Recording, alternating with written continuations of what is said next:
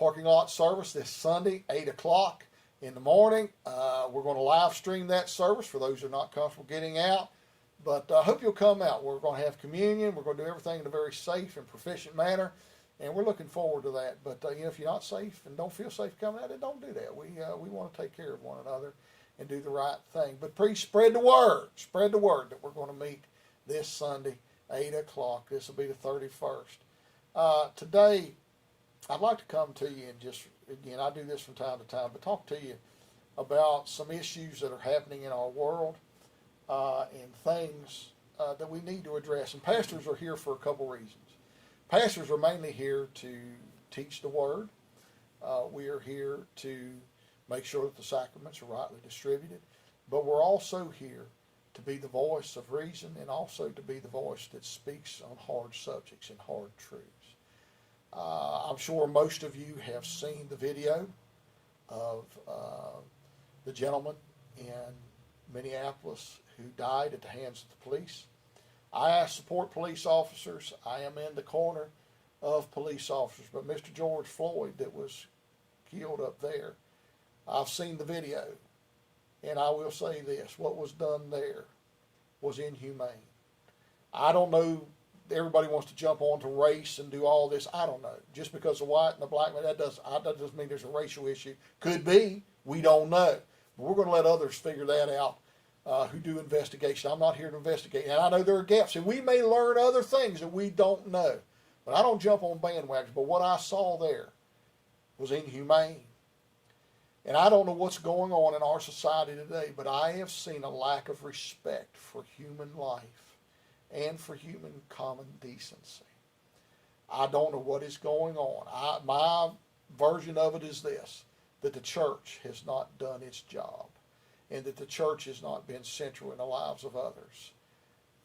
If we want to change society, if we want to change these types of things, and you're never going to mitigate all risk, you can't get away from things like this happening because there is evil in the hearts of some folks.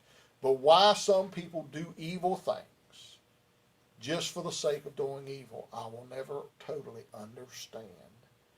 But this was an evil act. But here's the thing.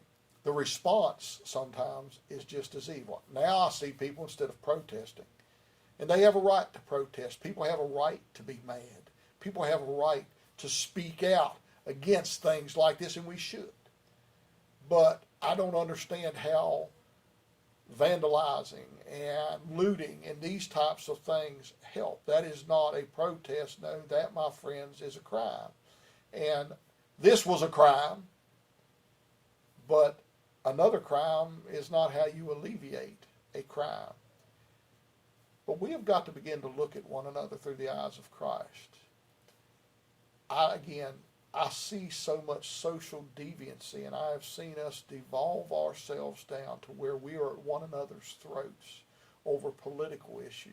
We can't even discuss anything anymore and not listen to our fellow man. We have divided ourselves by race, by creed, by religion, by everything under the sun, and really today more than anything politically. We are so divided. God did not call us to be divided. God called us to be with one another. We are to love one another regardless of our differences. Jesus was indiscriminate with his love. Jesus was indiscriminate. It didn't matter who you were. It didn't matter what your race, your social identity, any of that. It didn't matter to Jesus. Friends, I hope we can find this once again in our lives and in our society, that we can let go of all these things that continue to divide us, and that we can once again turn towards Christ. I believe this. I believe that political solutions are not going to solve anything.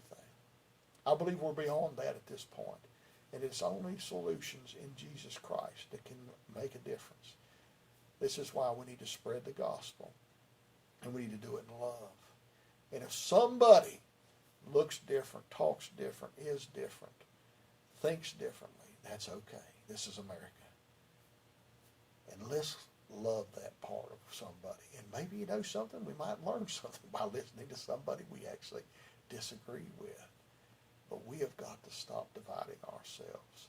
And we have got to stop dehumanizing each other. And I pray today that we would look towards Jesus to help us to once again regain the love and the care for one another that we should have. Hard truths today, but may the Lord bless